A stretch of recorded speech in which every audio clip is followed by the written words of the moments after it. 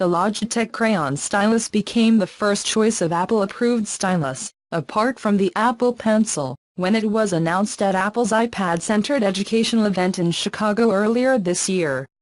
But there was only one problem: the devices were only sold directly to schools, not to the general public. That changes today.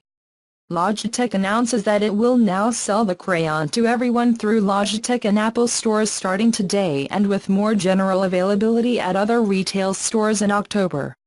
The Crayon is also receiving a price increase for the public. It will now cost $69.99, instead of $49.99 for education customers.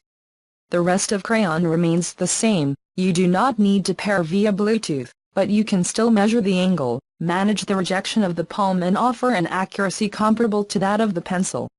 As an MFi-certified charger approved by Apple, it is even charged through a built-in Lightning port, which is convenient. It can last about 7 hours with a charge.